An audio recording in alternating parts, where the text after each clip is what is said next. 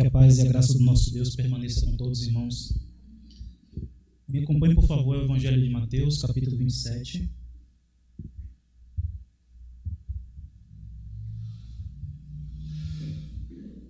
Evangelho de Mateus, capítulo 27. Nós leremos do verso 33 ao 44.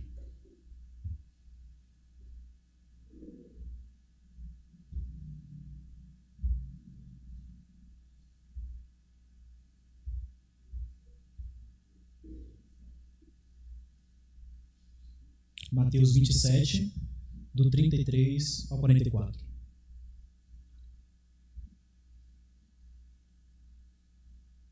Todos acharam? Diz assim o texto. E chegando a um lugar chamado Gólgota, que significa lugar da caveira, deram-lhe a beber vinho com fel, mas ele, provando-o, não quis beber. Depois de o crucificarem, repartiram entre si as suas vestes, tirando a sorte. E assentados ali o guardavam. Por cima da sua cabeça puseram escrito a sua acusação: Este é Jesus, o Rei dos Judeus. E foram crucificados com ele 2 ladrões, um à sua direita e outro à sua esquerda. Os que iam passando blasfemavam dele, meneando a cabeça e dizendo: Ó tu que destróis o santuário e em 3 dias o reedificas, salva-te a ti mesmo, se és filho de Deus, e desce da cruz. De igual modo, os principais sacerdotes, com os escribas e anciãos, escarnecendo, diziam: Salvou os outros, a si mesmo não pôde salvar-se. É rei de Israel, desça da cruz e creremos nele. Confiou em Deus, pois venha livrá-lo agora, se de fato lhe quer bem, porque disse: Sou filho de Deus. E os mesmos impropérios lhe diziam também os ladrões que haviam sido crucificados com ele. Palavra do Senhor, irmãos. Vamos orar mais uma vez. Senhor, nosso Deus e Pai, diante da Tua palavra nós te pedimos iluminação, nós te pedimos, ó Deus, não só iluminação, mas também que o Senhor quebrante o nosso coração, o nosso ser, para que possamos não só entender, mas também aplicar as verdades que nós vamos aprender de Ti. Que essas verdades, ó Deus, venham a gerar frutos para a nossa vida, para o nosso crescimento, o nosso desenvolvimento pessoal, e que através desses frutos o Teu nome, Senhor, seja glorificado. Ó Pai, te pedimos que a Tua verdade venha, ó Deus, a suprir todas as nossas necessidades espirituais. Em nome de Jesus. Amém. Irmãos, a cruz, ela é o maior símbolo do cristianismo. Mas o que nós podemos observar ao longo da história é que a cruz, a mensagem da cruz, ela tem sido relativizada. Ela tem sido amenizada. A mensagem da cruz, ela tem sido tornada mais palatável, mais aceitável para as pessoas, justamente por conta do teor da sua mensagem, justamente por conta dos fatos marcantes que estão atrelados à cruz e à cruz do Senhor Jesus Cristo. Ao longo da história, e é muito recente, nós observamos isso também agora, que não é tão comum falar-se a respeito da cruz de Cristo. O Evangelho hoje, talvez protagonizado pelo chamado Evangelho Coach, tem enfatizado mais o homem, enfatizado mais o eu, do que propriamente Cristo. Cristo tem saído do centro das atenções. Cristo tem saído do foco, tem deixado os holofotes. E o homem tem sido o centro. O homem tem dito que tem valor, que é mais valioso do que o ouro puro de Orfir. O homem que ainda não alcançou o seu desenvolvimento máximo. O homem que não alcançou o seu potencial máximo. O homem que tem condições que pode alcançar. Ou seja, Jesus tem saído do centro. A cruz tem saído do centro. E o homem tem ocupado esse lugar de destaque. É um chamado evangelho antropocêntrico, onde o homem é o centro. Contudo, irmãos, quando nós vamos para as Escrituras, nós vemos que o evangelho e a cruz de Cristo, a mensagem da cruz, era o teor da mensagem. A cruz de Cristo era o teor da mensagem dos apóstolos e o teor da mensagem da igreja primitiva, dos nossos irmãos na igreja primitiva. O apóstolo Paulo, em 1 Coríntios, versos 22 e 23, diz: Porque tanto os judeus pedem sinais, como os gregos buscam sabedoria, mas nós pregamos a Cristo crucificado, escândalo para os judeus, loucura para os gentios. Percebemos então que a mensagem da cruz era o teor da mensagem dos apóstolos. Enquanto os gregos e os outros demais buscavam sabedoria, eloquência, algo racional, Enquanto os judeus buscavam e estavam tão acostumados com sinais, o apóstolo Paulo e os demais companheiros dele se limitam à pregação da cruz de Cristo, que para um era loucura, que para outro era escândalo, mas para eles era a mensagem, era o centro da mensagem paulina e dos demais apóstolos e dos demais companheiros deles, dos nossos irmãos da igreja primitiva.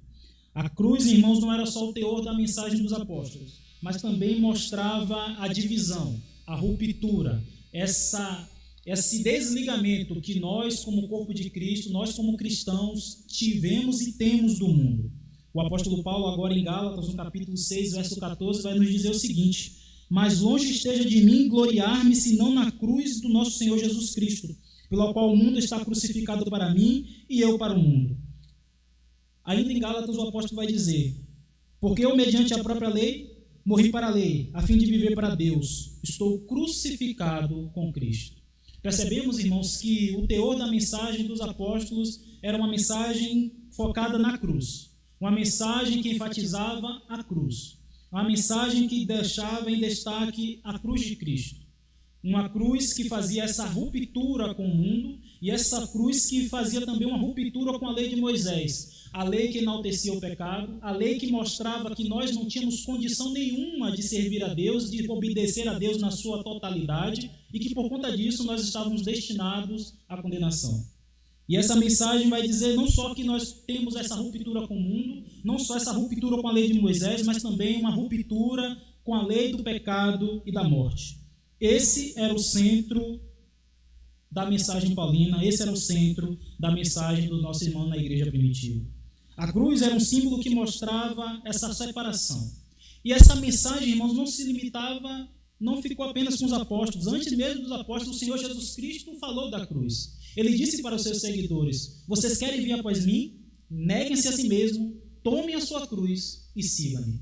É bom fazer essa observação, irmãos, que talvez hoje, para nós associamos muito a cruz com as dificuldades financeiras, dificuldades no relacionamento, crise conjugal, enfermidades, problemas com o trabalho. Mas quando Jesus fala, tome a sua cruz para aqueles discípulos, ele não está se referindo exatamente a isso. Embora isso sejam coisas ruins e embora isso faça parte da vida dos cristãos, são aflições. Mas quando Jesus fala, tome a sua cruz, aquela palavra é uma palavra que fazia muito sentido para aqueles homens, para aquelas mulheres naquele momento. Porque a cruz era algo real, era algo marcante, era algo que eles viviam no cotidiano. A cruz, irmãos, quando Jesus diz, tome a sua cruz, ele estava dizendo, vocês querem me seguir? Estejam dispostos para dar a sua vida por amor de mim. Porque a cruz era um chamado para a morte. A cruz era um chamado para a morte. E vocês querem me seguir? Estejam prontos a dar a sua vida por mim. E o próprio Senhor Jesus Cristo, mais à frente, ele vai dizer, pois aquele que quiser salvar a sua vida, perdê-la. Mas aqueles que deram a sua vida por amor de mim, achá-la. E essa mensagem, irmãos, essa mensagem da cruz que faz essa ruptura com o mundo, essa mensagem da cruz que enaltece o que Jesus fez por nós, essa mensagem da cruz que fala que na cruz foi Jesus pagou o preço da nossa salvação, que os nossos pecados foram castigados em Jesus, como nós cantamos nos nossos hinos, que na cruz Jesus satisfez plenamente a ira de Deus. Essa mensagem, infelizmente, ao longo do tempo, tem sido esquecida, tem sido diluída, tem sido amenizada para se tornar algo mais palatável, algo mais sensível, algo mais aconchegante, algo que seja mais favorável para as pessoas, para os ouvidos das pessoas. Porque essa mensagem, irmãos, é uma mensagem que confronta. Essa é uma mensagem que implica mudança. Essa é uma mensagem que nos convoca para uma vida de mudança, de transformação, de arrependimento e de confissão. E isso tem sido deixado de lado, porque essa mensagem não soa muito bem aos ouvidos nossos. E isso faz com que as pessoas espantem. Igrejas não ficam lotadas quando se fala da cruz. Igrejas não ficam lotadas quando se fala do sacrifício de Jesus. Pode-se falar de muitas outras coisas, pode-se falar de muitas outras promessas, mas quando se fala da cruz de Cristo, essa mensagem acaba não sendo tão boa, acaba não sendo tão aceitável, ela acaba sendo relativizada. Mas nós, como cristãos, irmãos, devemos manter o mesmo padrão que os apóstolos mantiveram, manter o mesmo padrão que os nossos irmãos tiveram, de continuar pregando a mensagem da cruz. Nós temos essa missão de expor a mensagem da cruz. Nós temos essa missão de falar sobre os efeitos da cruz. Para nós entendermos sobre isso, nós temos que voltar ao Evangelho, voltar às Escrituras e voltar para a cruz. E com isso eu quero refletir com os irmãos sobre os efeitos da cruz. Aquilo que Jesus passou em favor de nós. Quais foram os efeitos? Quais são os resultados da cruz do Senhor Jesus Cristo? O verso 33 a 35 diz o seguinte: E chegando a um lugar chamado Gólgota, que significa lugar da caveira, deram-lhe a beber vinho com fel, mas ele, provando, não quis beber. Depois de o crucificarem, repartiram entre si as suas vestes, tirando sorte. Enfatizando o versículo 35, irmãos, que diz: depois de o crucificarem, repartiram entre si as suas vestes, tirando sorte. A primeira consideração que eu quero fazer, irmãos, é que a cruz é um lugar de exposição. A cruz é um local onde a pessoa que nela está pregada, a pessoa que nela está presa, a pessoa que nela está crucificada, com perdão da redundância, ela vai estar exposta. A cruz é um local de exposição. Não há onde se esconder, não há onde se camuflar, não há onde você buscar refúgio. A cruz, ela vai te expor. E o Senhor Jesus Cristo, na cruz do Calvário, estava completamente exposto. É bom fazer essa observação porque, como eu falei agora há pouco, a cruz ela acaba sendo amenizada, a cruz acaba sendo romantizada. E quando nós vemos nas imagens, nas esculturas, nós vemos um Cristo sofredor sim, um Cristo que é humilde, mas o que a Bíblia mostra de diferente em relação a essas imagens que nós estamos acostumados a ver, é que Cristo, quando estava na cruz, irmãos, ele estava completamente exposto. Quando falo completamente exposto, é completamente nu. A sua nudez estava exposta. Cristo estava completamente nu. Imagine, irmãos, hoje que um dia, com a sociedade tão degradada, com a sociedade ainda pervertida, crescendo ainda mais em imoralidade, ainda é comum as pessoas se chocarem quando se vê uma nudez. Imagine naquela época, um judeu exposto, um judeu completamente nu. Há versículos que era motivo de vergonha até o judeu raspar a própria barba, raspar o próprio cabelo. Imagine um judeu exposto. Aquilo ali era o símbolo máximo de vergonha e de exposição. Embora, irmãos, a Bíblia também fale que essa exposição pode estar referida à nudez, à exposição do órgão genital, seja masculino ou feminino, a Bíblia também vai usar uma figura de linguagem para se referir à nudez como algo relacionado ao pecado, à imoralidade, à degradação moral do homem. Apocalipse, o Senhor Jesus Cristo vai falar para a igreja de Laodiceia: aconselho-te que de mim compres ouro refinado pelo fogo para te enriqueceres, vestiduras brancas para te vestires, a fim de que não seja manifesta a vergonha da tua nudez, e colírio para ungires os olhos, a fim de que vejas. Uma igreja, irmãos, que estava orgulhosa porque era uma igreja opulenta, uma igreja que estava orgulhosa por causa da sua condição financeira e se achava. E Jesus diz: você não sabe que você é miserável, que você é pobre, que você é cega e que você está nua. E a recomendação do Senhor Jesus Cristo é: compre esses utensílios para que você possa verdadeiramente se enriquecer, e vestiduras para cobrir a sua nudez. Irmãos, o que eu quero dizer com isso? Que na cruz do Calvário, enquanto a nudez de Jesus estava sendo exposta, ou melhor, a nossa nudez espiritual estava sendo exposta em Cristo Jesus. Na cruz do Calvário, Jesus estava ali recebendo, a nossa nudez estava sendo representada pela nudez dele. Cristo estava completamente exposto, Cristo estava completamente nu, enquanto com seu sangue precioso ele nos cobria, enquanto com seu sangue precioso ele nos purificava, porque o sangue de Jesus nos purifica de todo pecado e de toda injustiça. Esse é o efeito da cruz, completamente exposição. Não há para onde você se recobrir. Não tem como fazer como Adão e Eva, que quando reconheceram que estavam nus, se esconderam atrás de uma árvore e cozeram folhas para tapar a sua nudez. A cruz não permite, não dá esse utensílio, esse subterfúgio, não dá para dar esse jeitinho brasileiro, como nós costumamos dizer. A cruz, ela vai completamente expor a nudez. E Cristo, por causa dos nossos pecados, passou por esse momento de vergonha, passou por esse momento de extrema humilhação. para nos cobrir da nossa nudez espiritual. Esse é um efeito da cruz. O verso 37 vai dizer o seguinte: por cima da sua cabeça puseram escrita a sua acusação: este é Jesus, o Rei dos Judeus. Há um comentário a respeito dessa observação que Pilatos, quando manda escrever esse título, que era algo que era colocado como uma espécie de colar no pescoço do condenado, ele percorria todo o caminho em direção ao Calvário, onde de fato ele fosse crucificado, com esse título, que era exatamente a acusação da qual ele estava sendo condenado, pela qual ele estava sendo condenado. E a acusação do Senhor Jesus Cristo foi essa: este é Jesus, o Rei dos Judeus. O que aparentemente poderia ser uma forma irônica de Pilatos se referir a Jesus, porque ele estava ali se apresentando como o Rei dos Judeus.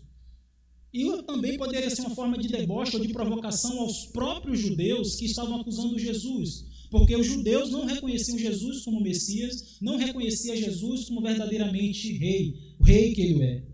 Mas o que eu quero destacar aqui, irmãos, é que a cruz ela vai fazer uma afirmação fundamental. Ela vai confirmar uma verdade fundamental. E a verdade é essa: que Jesus, ele é Rei. Que Jesus, ele é Rei. Independentemente de ser uma forma de deboche, independentemente de ser uma forma de ironia, independente de ser uma forma de provocação aos demais, a cruz estava ali relatando e destacando o que de fato Jesus é. E ele é Rei. Ele não é só Rei dos judeus, ele é o nosso Rei, irmãos. Ele é o Rei da igreja, ele é o Rei do universo, ele é o meu Rei e ele é o seu Rei. O evangelista Lucas fala a respeito desse verso, dizendo que esta frase, essa declaração foi traduzida em 3 idiomas, grego, latim e, se eu não me engano, hebraico, para que todos, porque eram as línguas predominantes naquela época, para que todos que pudessem ver aquele espetáculo pudessem entender aquilo que está escrito. Eu quero dizer também, irmãos, que essa verdade fundamental ela não se limitou à cruz do Calvário. Essa verdade fundamental ela não ficou presa na cruz. Hoje nós temos um dos livros, ou o livro mais vendido do mundo, a Palavra de Deus. E de Gênesis e Apocalipse ela vai dar referências, inferências e declarações concisas de que Jesus Cristo, ele é o Rei. De que Jesus Cristo, ele é o Rei. Ele não é só, essa verdade ela não ficou limitada à cruz. Essa verdade ela não ficou presa na cruz. Jesus Cristo é Rei. E nós hoje temos esse acesso, através da Palavra de Deus, de que essa verdade fundamental, dita para mim e para você, de que nosso Senhor, ele é Rei, independentemente das pessoas o reconhecerem ou não, independentemente das pessoas o aceitarem ou não, ele é Rei, e ele está reinando hoje à destra do Pai, com majestade, com poder e com grande glória. Jesus, ele é Rei. Essa é a segunda verdade, é o segundo efeito que a cruz vai apontar, vai fazer essa afirmação fundamental, essa afirmação preciosa, de que Jesus é o meu Rei, de que Jesus é o seu Rei. Louvado seja o nome do Senhor. Os versos 38, irmãos, vai dizer o seguinte: foram crucificados com ele 2 ladrões, um à sua direita e outro à sua esquerda. A pergunta que eu aproveito para fazer, irmãos, quem é Jesus? O que a Bíblia revela a respeito de Jesus? Quem de fato Jesus é? Moisés vai se referir a Jesus como aquele profeta que iria ser levantado no meio do povo, lá em Deuteronômio 18, vai se referir a Jesus como um grande profeta que se levantaria no meio do povo, e aquele que não desse ouvido a esse profeta seria exterminado. Isaías vai se referir a Jesus Cristo como Emanuel, o Deus conosco. Isaías vai se referir a Jesus como o príncipe da paz, o Pai da eternidade, o conselheiro, o Deus forte, o maravilhoso conselheiro, o Deus forte, o príncipe da paz, o Pai da eternidade. Quando nós vamos mais à frente e vemos, por exemplo, Daniel, vai se referir a Jesus como aquele que representa uma pedra que foi cortada sem auxílio de mãos humanas. E essa pedra foi lançada e destruiu e esmiuçou todos os reinos. E o reino que esta pedra estabelecer é um reino que não terá fim. O reino que Jesus veio estabelecer é um reino que não tem fim.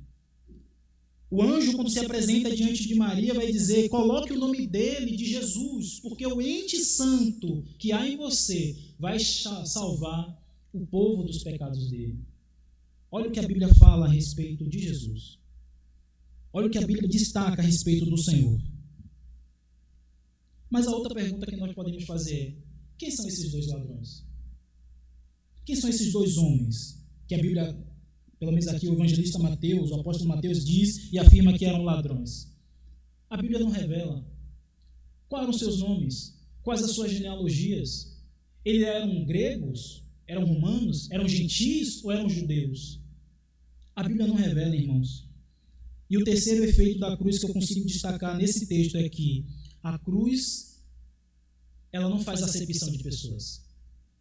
A cruz não faz acepção de pessoas. Nela vai tanto o rei dos judeus quanto dois ladrões. Nela vai preso tanto o rei dos judeus quanto o rei do universo, quanto esse homem extraordinário que foi destacado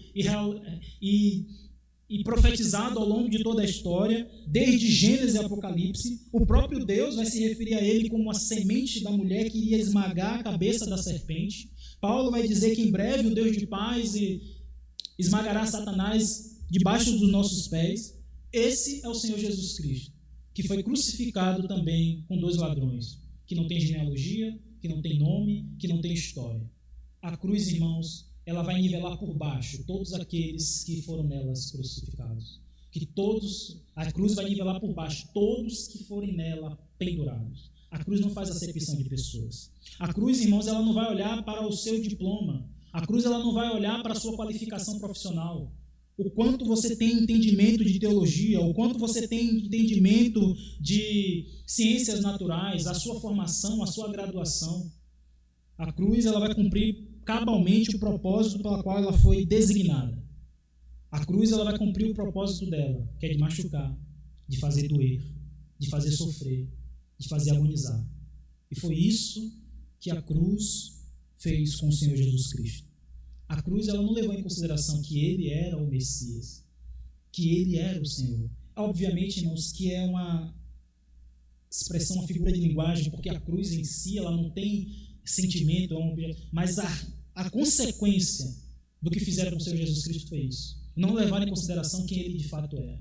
Não levar em consideração o que de fato ele realizou. A cruz, ela não só faz acepção de pessoas, como ela vai tirar todos os seus méritos, todos os seus direitos. Na cruz nós não temos direito. Na cruz nós não podemos... Não existe pagamento de fiança na cruz. E os discípulos, ou melhor, relatado também por Lucas mais à frente, os dois ladrões mais para frente no final, vai começar a discutir um com o outro. E eles dizem: você nem mesmo teme a Deus estando sob igual sentença? Nós, na verdade, estamos aqui porque os nossos atos merecem isso, mas este homem, que mal ele fez? Que mal ele fez? Por quê ele está na cruz? Por que ele está aqui conosco? E a resposta é essa, irmãos. Porque a cruz não faz acepção de pessoas. O nosso Senhor, o Rei da Glória, que se despiu da sua majestade para sofrer tão horrenda humilhação, para ser contado com os malfeitores, como profetizou Isaías. O Rei da Glória que foi contado com os malfeitores. A cruz, irmãos, ela também representa um sinal de ingratidão. Nós vamos ver aí o versículo 39 e 40. Os que iam passando blasfemavam dele, meneando a cabeça e dizendo: ó tu que destróis o santuário e em 3 dias o reedificas, salva-te a ti mesmo, se és filho de Deus, e desce da cruz. A cruz, irmãos, é um sinal, é um símbolo de ingratidão.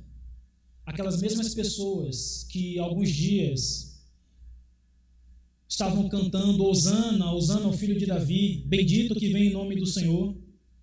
Aquelas mesmas pessoas que provavelmente não só se maravilharam com a sua doutrina, com a sua palavra, mas que foram beneficiados por seus milagres. Aquelas pessoas que tiveram suas lepras purificadas. Aquelas pessoas que eram cegas e tornaram a ver. aquelas pessoas que estavam possessas de espíritos malignos e foram libertas, aquelas pessoas que tinham dramas na alma, no espírito, no corpo, mas que foram completamente curadas.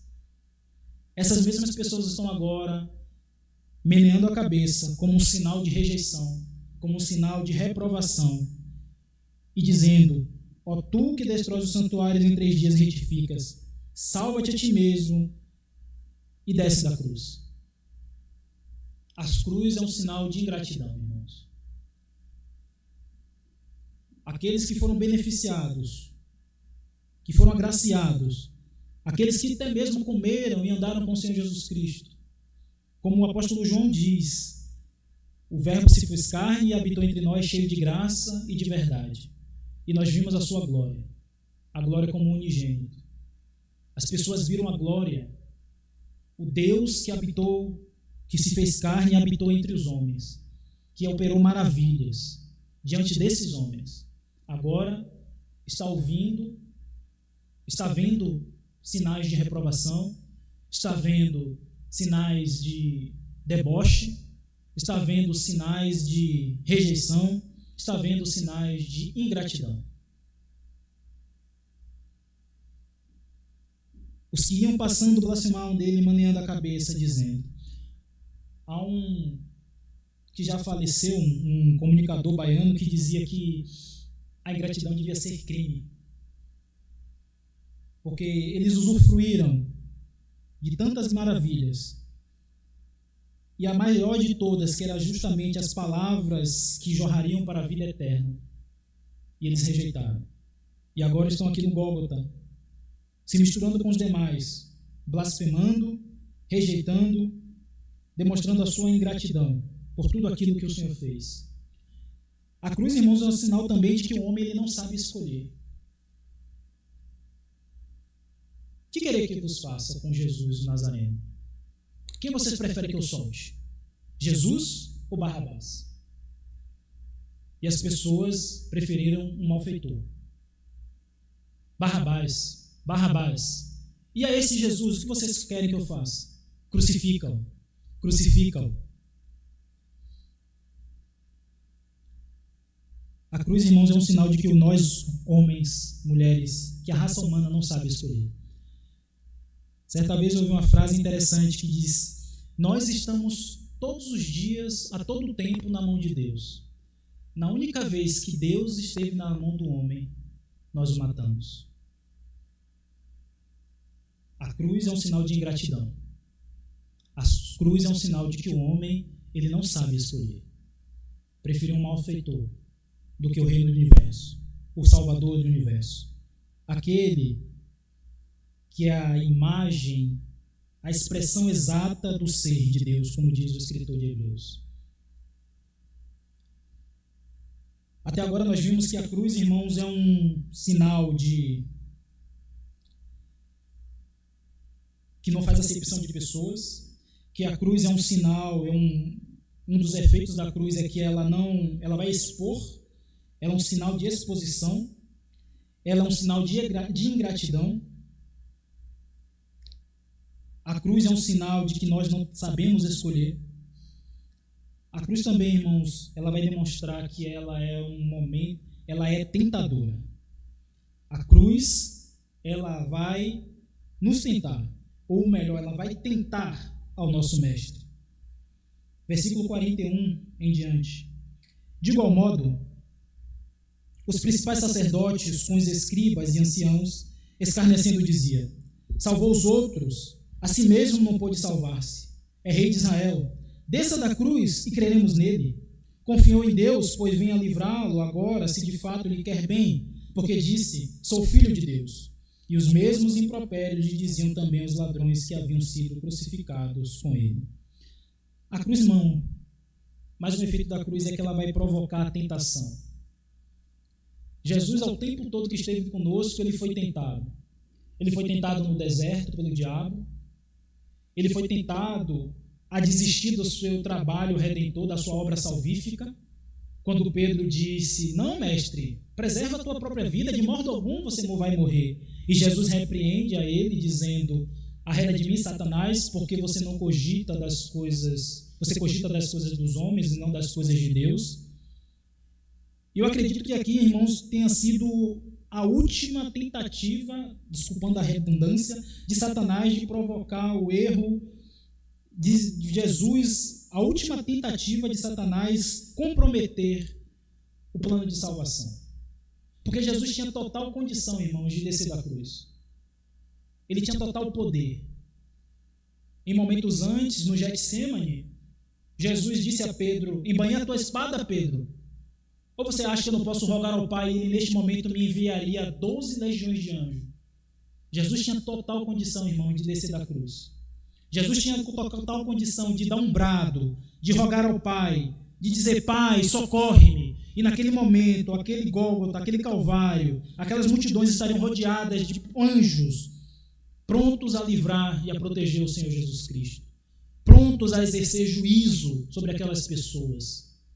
Mas Jesus não fez isso. Ele não se deixou tentar por essas palavras. Assim como Satanás disse: você é filho de Deus, então transforme essas pedras em pães. Se você é filho de Deus, desça da cruz e nós vamos crer em você. Jesus não se deixou levar por essas palavras, porque ele sabia que se fizesse isso, todo o plano da salvação estaria comprometido. E nós hoje não estaremos aqui celebrando a ceia do Senhor. E nós não estaremos aqui meditando, como o pastor falou, memorial daquilo que ele fez em favor de cada um de nós. A cruz é um sinal de tentação, irmãos. E tudo isso o nosso mestre suportou e passou por mim e por você. Ele se expôs, ele foi rebaixado à condição de malfeitor. A cruz, que era o castigo, a punição mais severa para o mais baixo e mais vil dos delinquentes. Não era todos que eram pendurados na cruz, mas aqueles que cometessem os crimes mais hediondos, os crimes mais banais. E Jesus foi levado à cruz, nessa condição, se expondo a sua nudez. E Jesus foi levado à cruz, se comparando a meros malfeitores, que nós nem sabemos os seus nomes. E é importante lembrar, né, que até mesmo nesse momento de dificuldade, de tamanha dor, Jesus ainda exerce a sua misericórdia, dizendo a um dos ladrões: hoje estarás comigo no paraíso. Hoje estarás comigo no paraíso. A cruz vai mostrar que é um símbolo de ingratidão. A cruz é um símbolo total de ingratidão e de que o homem não sabe escolher, e de que ela vai levar também aqueles que estão lá à tentação. Se fosse qualquer outro que tivesse condição de descer da cruz, faria isso, irmãos. Mas o nosso mestre, com o objetivo de cumprir cabalmente a ordem do Pai, ele se manteve firme, ele se manteve fiel. 1 Coríntios, irmão, vai dizer que a mensagem da cruz é loucura para os que se perdem, mas é salvação, é poder de Deus para nós que somos salvos. É salvação para aqueles que... é poder de Deus para aqueles que é salvo, e é perdição para aqueles que se perdem. A cruz, ela vai nos dar essa opção. E nós hoje temos essa opção de escolher qual parte da cruz nós vamos ficar. Se nós somos constrangidos por ela, e constrangidos mais ainda por esse gesto de amor incondicional realizado por Cristo Jesus, ou nós vamos resistir a ela. Cada dia, irmãos, é uma oportunidade de nós nos aproximarmos da cruz. Cada dia é mais uma oportunidade de nos aproximarmos e nos lançarmos aos pés da cruz. Mais especificamente, não a cruz, mas aquele que nela foi pendurado, aquele que nela foi castigado. Cada dia é uma oportunidade de nós nos lançarmos aos pés do Senhor Jesus Cristo.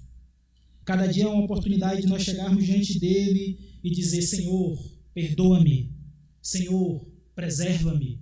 Senhor, para nós que estamos abatidos, caídos, Senhor, restaura-me, torna-me novamente de pé. Para nós que ainda não tivemos verdadeiramente esse encontro com o Senhor, é É a oportunidade de nós chegarmos a Ele e dizer: Senhor, salva-me, salva-me. Os efeitos da cruz, irmãos, que o Senhor aplique a sua palavra em nossos corações. Vamos orar.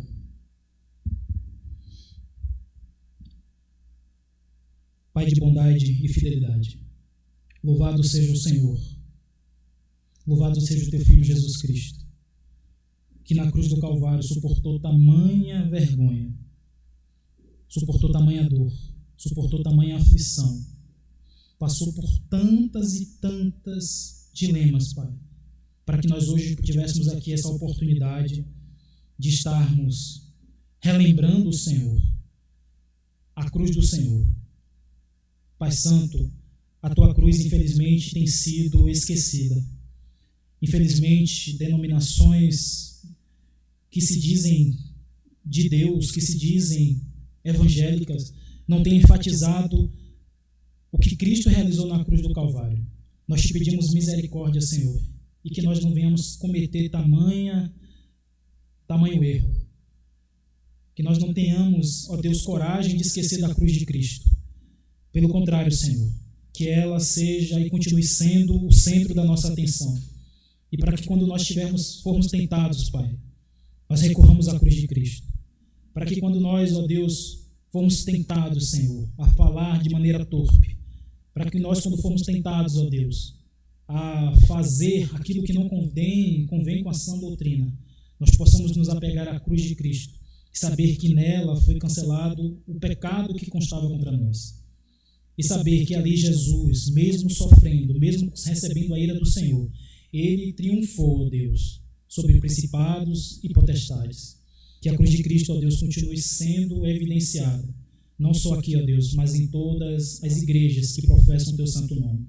Ó Deus, nos fortalece, nos ajuda, aplica a Sua palavra em nossos corações. Em nome de Jesus. Amém.